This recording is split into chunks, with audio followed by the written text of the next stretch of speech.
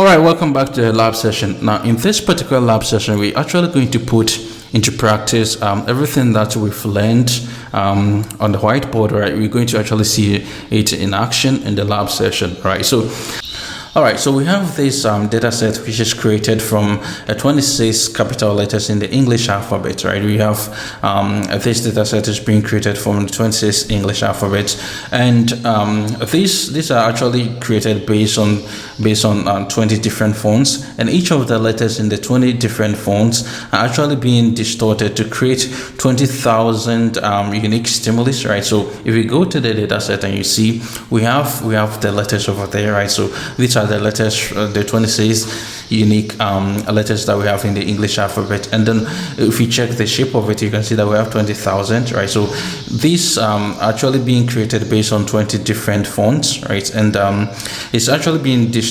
Each of the letters is being distorted to create 20,000 unique stimuli, right?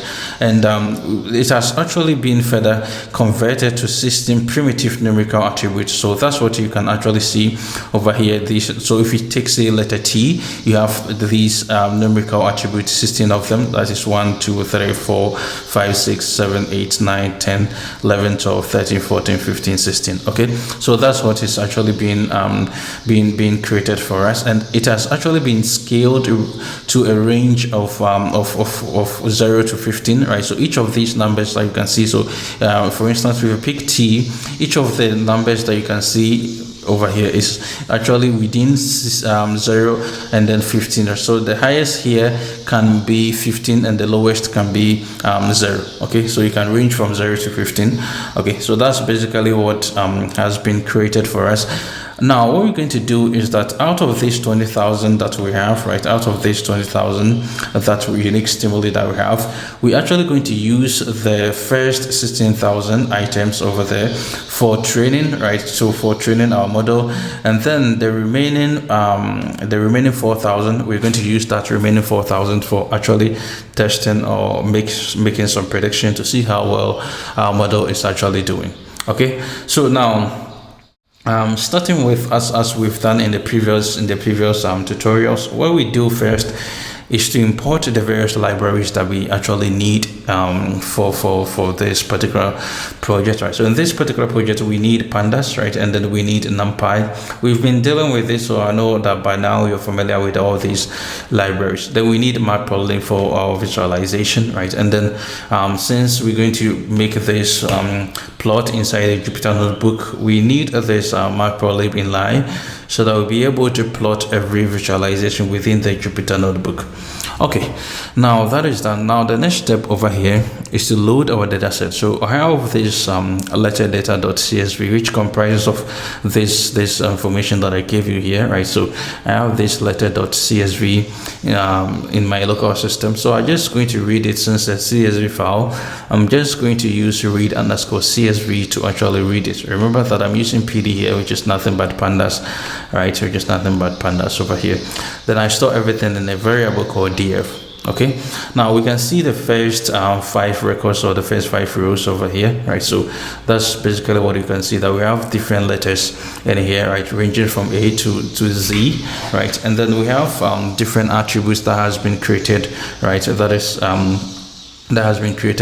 this, right, converted into 16 primitive numerical attributes for us. Okay, so that's what you can see. So if we take T, it has we have 16 attributes in here for us. If we take any of them, right, for instance, we take, say, A, it has 16 numerical attributes in here.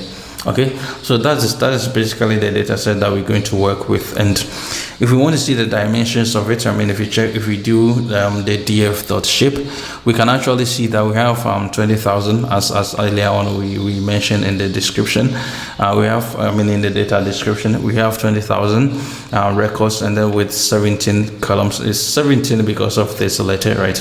But you see the attributes are actually starting from X all the way to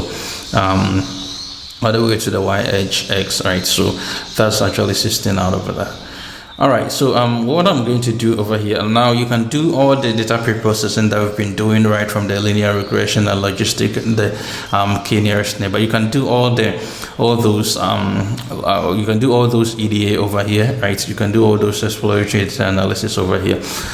What I'm going to do right now is to actually go ahead and then split this data into X and then Y, which later I'm going to use for the model building. Okay, that's the focus over here, to show you how support vector machine actually works, right? So that's what I'm going to actually do over here. So what I'm going to do is that I'm going to select all the records, right, all the rows, right, and then for the columns I'm going to select from index 1 to index 16. And why am I doing that? Because I have the first one to be the letter, which is going to be my target. So that one is supposed to go in Y, right? That one is supposed to be in Y.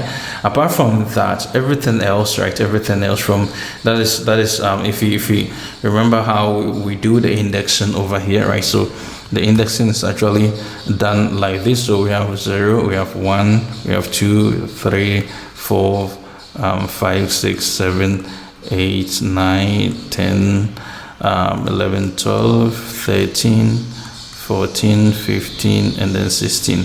Okay, so what I'm going to do is that I'm going to pick from index 1, right, from index 1 all the way to index 16, right, all the way to index 16. So that's why you can see that I'm doing this range. So this is the range selection that I'm doing. That I did this because I want to select all the records over here. I want to select all of them to the 20,000 records over there. Okay, so that's basically what I am doing over here. That's what you can actually see over here. Okay, and I'm converting everything to an array, right? Now over here, what I'm going to do is that I'm just going to select the letter, right? That is this part, which is our target. I'm going to just select that part only. That's why you can see that I'm doing df.letter, right? That's basically what I am going to do, right? So I'm going to select everything over there, and that is actually being stored in a variable called y for me, and the first one which I selected is being stored in a variable called x for me. Now if you see what is inside x, you can see that everything has been converted into an array over here, right? So that's why you can actually see this array, right? In the same way, you can see the y contains only the letters, right, and in an array form, right? And what I'm going to do is to actually create the S string and then the Y string out of the X and the Y that I just created.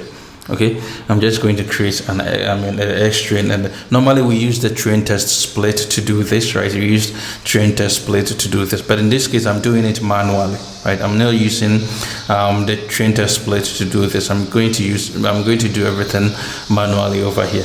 Okay, so as I said, we use the first, if you see the description, we use the first 16,000 items, right, for training our model, and then we use the remaining 4,000, right, to make the predictions. Okay, so that's what I'm going to do next over here. So you can see that I have this, if you pick the X, right, I'm selecting everything, that is the range selection from 0 all the way to 16,000, right, and then the column from 0 to 17. Okay, and then you can see that's actually going to be for the training, and then from index 16,001, right, from index 16,001, I'm selecting everything, right, and then all the columns. Okay, so that's what I'm doing. So that's actually going to comprise of the rest of the 4,000, right, and then the first 16,000 is actually being selected over here.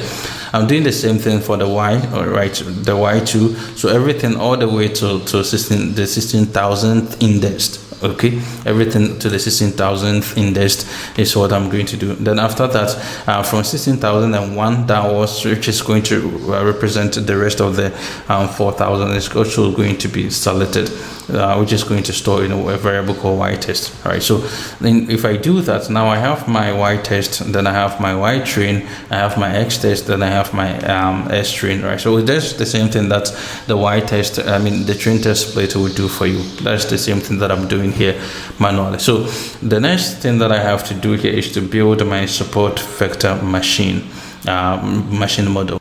Okay, so in the next video, that's what we're going to do. We're going to actually build a support vector machine model, and then we're going to make some inferences and see how we're able to actually make a good predictions as with regards to the model that we built. So see you in the next video.